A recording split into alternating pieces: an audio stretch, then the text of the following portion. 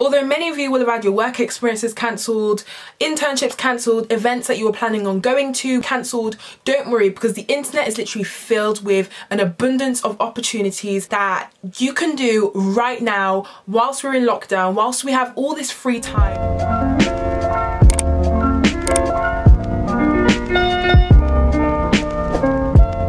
What's up guys, and welcome back to my channel. I hope we're all doing well. I hope we're all healthy and feeling blessed. As you can tell from today's title, today I'm going to be giving you 8 sweet and juicy tips on how you can boost your university application, in particular your personal statement. And quick disclaimer for you guys, you know I love my disclaimers. As a med student and having gone through the process of applying to med school, this is going to be more orientated towards my fellow medics out there. However, the principles will still be useful for those of you who are interested in doing other subjects, whether that be chemistry, English, engineering, whatever it could be. So stay tuned. First thing we need to do is differentiate between extracurric and supercurric, because before I actually started my university application, all I'd ever heard of was extracurric and I was really familiar with it. But it's important to know the difference, because different types of universities expect different amounts of extracurric and different amounts of supercurric. Extracurric is, as the word says, extra things that you can do which go outside of your curriculum, outside of your academic studies, whether that be your A-levels, IB or whatever. Whereas supercurric kind of takes your academics a step further. You stay within the realm of your subject, but instead you're doing research into it, you're reading journals, books, watching documentaries, attending events that kind of relate to your subject. Now, whilst both of them are similar in the sense that you're gaining skills, which will be useful in the realm of, you know, employability, supercurric is often preferred by your top universities such as Oxbridge, such as Imperial, etc. They are looking more for academics rather than your hobbies or pastimes. Now, one thing I can recommend you all do, especially now that we've got all this time, is to research your universities and to see what they are looking for in terms of the ratios. But yeah, anyways, let's move on to our 8 tips on how to boost your university application, particularly your personal statement. Let's go! Now, my first tip for you guys is to spend your time reading books, articles, journals, magazines, and this can fall into the category of supercurric if you're doing it to develop your insight into the subjects you want to go into, or it could even be extracurric if you want to do it as like a side hobby. Not only is this a way of demonstrating that you've gone above and beyond the curriculum of your basic A-levels to explore your subject in further detail, displaying your passion, but it's also a way of you trying to find your niche, trying to find your specific interest within your field or whatever you want to go into. So for you medics out there, medicine is such like an infinite landscape with tens and hundreds of specialities and subspecialities that you guys can go into. So with this time that you have on your hands, you can spend time researching what you guys want to do. Now, in terms of buying books, I know that they can be quite pricey, especially if you're going for brand new books. So I recommend buying secondhand books. These are usually relatively cheap. If you're struggling financially, I recommend emailing your school, especially if they've got like a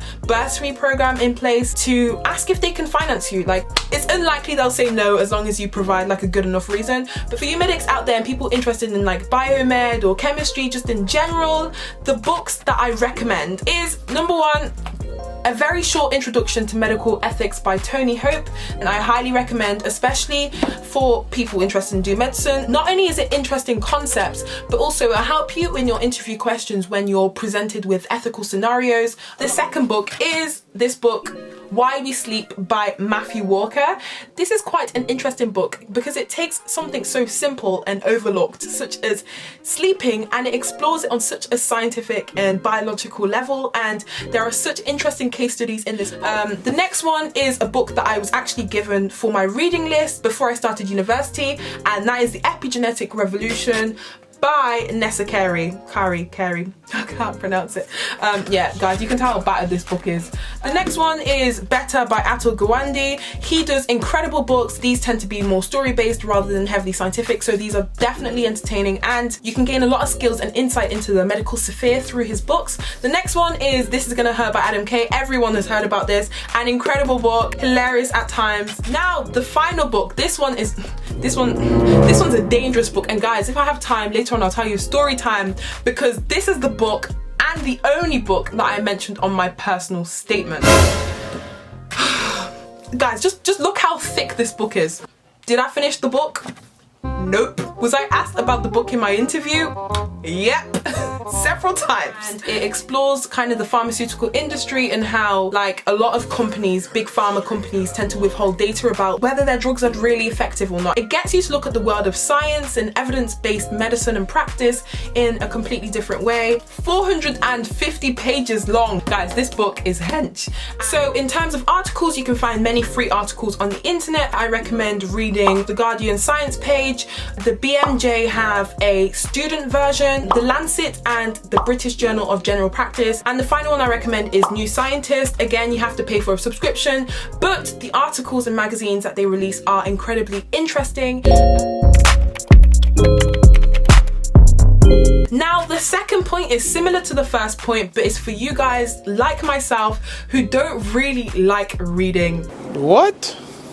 And this is to watch documentaries, listen to podcasts, or watch videos that are related to the subject that you want to do. Similar to the first point, this is an excellent way of demonstrating your passion for your subject whilst investigating and gaining further insight into what your degree or your field of degree entails. Number one is BMJ Sharp Scratch. This has been created by the team behind the student BMJ, and this explores interesting topics related to medicine. Some of the titles are actually quite interesting. One is about working in a multidisciplinary team, so for you guys preparing for interviews, this is the one. And the next one is called Why CPR Isn't Like on TV. Mind-boggling. Next one is the Crash Course YouTube channel. For you medics out there, I actually turned to Crash Course a lot during my first couple of terms. So if you guys want to get ahead of the game, you can start watching these videos, and it's also something interesting to discuss on your personal statement or possibly bring up in interviews. Next one is TED Talks. These can provide useful background information on health topics. Other podcasts include the RCP Medicine, the History of Medicine, Medicine and the Machine. Again, I'll put information to all these podcasts down below. Now, a lot of you will have had your work experiences cancelled, so one way that the internet has came together to kind of overcome this is via virtual work experiences. How incredible is that? Like, there's so many benefits to having virtual work experience as opposed to in-person work experience.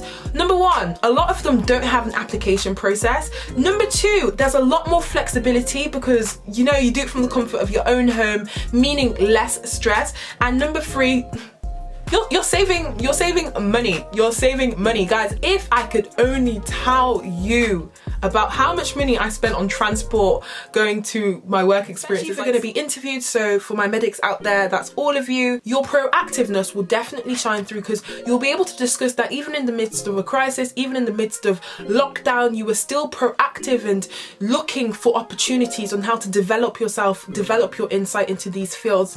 There's an amazing initiative organised by Brighton and Sussex Med School, which offers virtual medicine related work experience, and this is a virtual work experience tool designed to provide some of the most important points that you may have learnt in real work experiences about being a doctor in the NHS. And vitally, the course also gives you the opportunity to become familiar with reflecting on your experiences to make them as valuable to you as possible. It's an amazing thing to talk about on your personal statement and especially in med school interviews. And similarly for medics, the Royal College of General Practitioners created an online platform called Observe, which is somewhat of a virtual work experience, but it's basically where you can go and learn about the key skills of being a GP. The Medical School Council released this online guide which talks about how to gain relevant work experience even in the midst of this COVID-19 crisis. Again, I'll attach a link in the description below. I did have a quick peek at the opportunities that were being offered to people wanting to do other subjects. For law, I found out that one of the Magic Circle firms, Linklaters, has become the first UK law firm to actually launch this online virtual work experience. White & Case LLP offer virtual work experience, and Pinsett Masons LLP also offer virtual work experience. So get researching them, find out how to apply, find out what these courses or work experiences or internships will entail. Now my fourth point, and this is something that I personally did leading up to writing my personal statement, is to start online courses. There are plenty of platforms out there that enable you to start an online course. The one that I use the most is the Open University. I think there's a website called Future Learns. Leading up to my application, I remember I did an online course on the cardiovascular system, and at the time I just received news that I had successfully got onto my cardiology work experience, so I was really excited. So to prepare for that, I was doing an online course on cardiovascular science. Now, my fifth point, I think this is my fifth point, is to start planning your work experience. So although in the middle of this crisis, you're not able to get that work experience now, you can still proactively plan for the future, because there will come a point where, you know, placements will open up, internships will open up, summer schools will open up. If you're proactive now in planning, you can be ahead of the game when these applications start up, searching up opportunities that were available in the past, because it's likely that they're going to be available in the future, and see what the criteria for applications is. When I was finding work experience at the time, it was really difficult to apply to my local hospitals, and not a lot of hospitals offered work experiences. Something that changed my whole finding work experience game was this tip. And guys, listen carefully, because this is life-saving. Okay. So what I did is I essentially wanted work experience with my dermatologist who'd previously treated me in the past. I searched for the hospital that I knew she worked at, which is my local hospital. I looked in the directory to find her details. They will have the names of all the doctors who practice there. They'll often have the numbers or the emails, so a way of contacting them. And what I did was that I wrote a personal email to the doctor that I wanted to shadow. First of all, thanking her for treating me and saying that I was one of her past patients. Basically, I explained to her that I was interested in doing medicine and I would love to spend a week shadowing her and her department if possible. I kind of like searched her up to see what her specific specialism was, and then I came across like tons of journals that she'd wrote and released, and I actually like read them. And thus my letter or request for work experience to her was less so of like the stereotypical generic letter, but it was more personalized to her.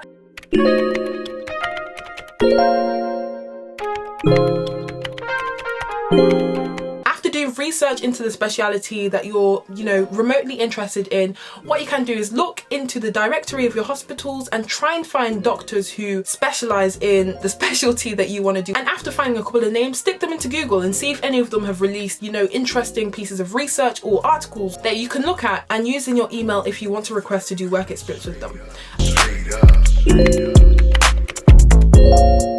Now, my sixth tip is to attend online events, and this can include medicine webinars, engineering webinars, business webinars, talks. It doesn't even have to relate to the subject you want to do. It can relate to webinars about the political healthcare crisis, the situation at hand. The skills that you can pick up from these webinars can be applied when you're speaking in interviews. Join these webinars. Often they're free and easy to access. The ones I've been to so far have been through Zoom, and I've found them through Instagram pages. And guys, if you haven't already, guys, follow me on Instagram, because I'm constantly sharing events usually related to medicine that you guys can participate in. Now, my seventh tip is to take part in volunteering. There are so many volunteering schemes out there, such as tutoring schemes that enable you to use your free time in a really beneficial and positive manner. And it's just such a wholesome way of helping people out, particularly in this difficult time.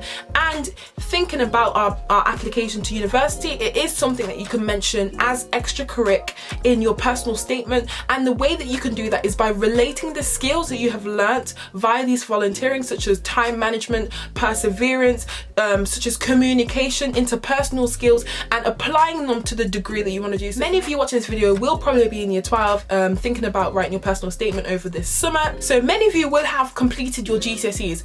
Guys, as schools have shut down, there are so many children out there who are in need of tutors, and it's quite sad to think this whole crisis has definitely impacted on education in a negative way, but it has been the less fortunate, those from low socioeconomic backgrounds, that have been hit hard the most. So if you do have a spare minute, guys, like honestly, think about tutoring. It's such a rewarding way of spending your time.